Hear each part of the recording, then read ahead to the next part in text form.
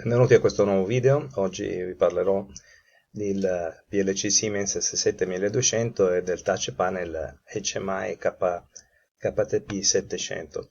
E vi propongo una simulazione, la simulazione di un spostamento e caricamento di bottiglie in una scatola, in un box di 6, può contenere fino a 6 bottiglie. Nel nostro touch panel avremo un pulsante di start e un comando per caricare una nuova scatola vuota quando questa sarà riempita. Vi sono inoltre tre display, uno per contare il numero di singole bottiglie mentre vengono caricate nella scatola, nel box, quanti box sono stati riempiti e qui il totale di numero delle bottiglie.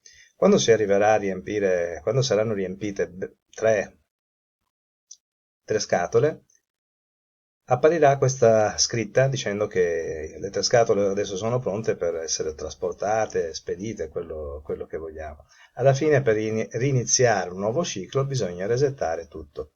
Il comando reset comunque si può utilizzare in qualsiasi momento, non solo alla fine di tutte le operazioni, ma anche prima, non è un problema.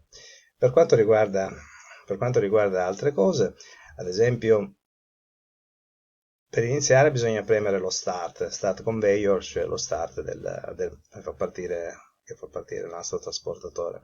Quando il box è riempito con le 6 scatole, non posso premere di nuovo lo start conveyor, anche se lo premo non succede niente, perché bisogna prima spostare questa scatola, premere change box, apparirà una nuova scatola e da questo momento posso premere di nuovo lo start conveyor.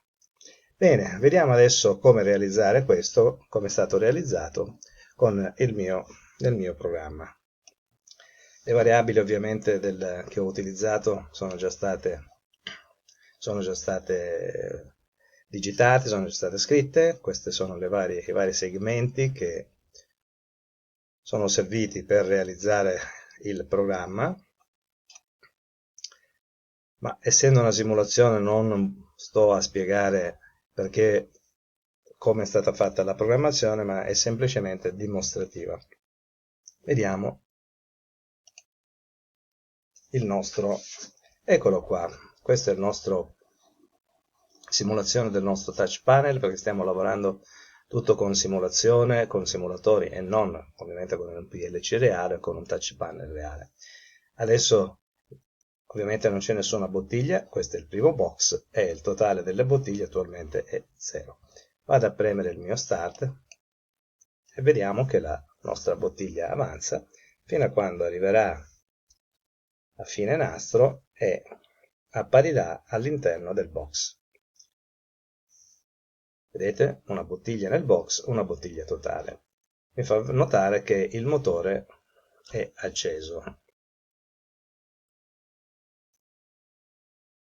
Vedete in questo caso che se clicco su Change Box non posso farlo se prima non ho riempito, se il box non è stato riempito completamente.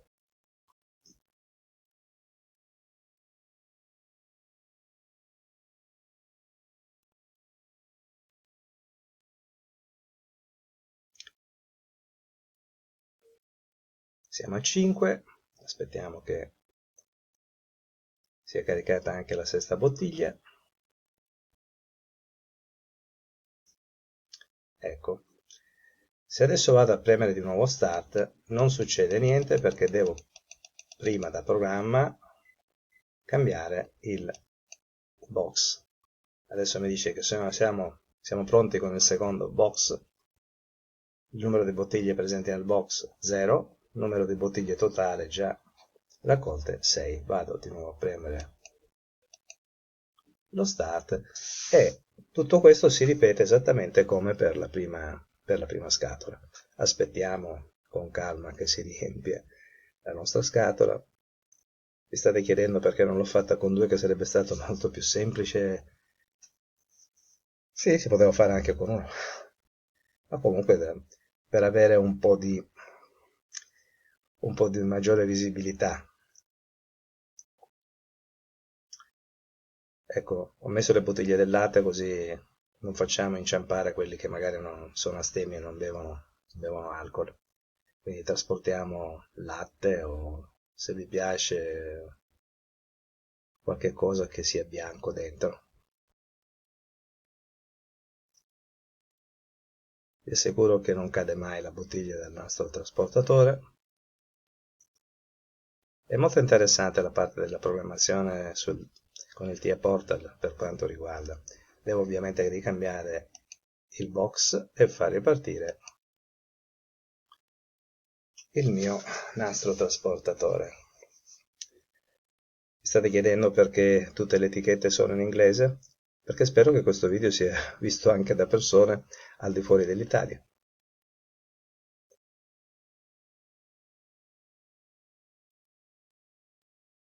Ecco, vedete? Siamo al terzo box, per adesso ci sono 2 bottiglie. In totale sono state fino adesso raccolte 14, adesso 15 bottiglie. Guardando il touch panel sembra che sia forse potrebbe sembrare che sia semplice. Non è né semplice né difficile, niente è difficile. Quando si conoscono le cose tutto diventa facile, quindi l'importante è cominciare. Se mai si comincia, mai si potrà finire un lavoro. Ecco, siamo alla 18ª bottiglia, così è anche apparso il messaggio indicando che 3 box sono pronti per una seconda parte dell'automazione del lavoro. Adesso andiamo a verificare altre cose che possiamo vedere alla fine del nostro ciclo di lavoro. Il motore è spento, se provo a farlo ripartire non può ripartire. L'unica cosa che posso fare è resettare tutto per iniziare un nuovo ciclo di lavorazione. Quindi sarò pronto per ripartire con il primo box e proviamo.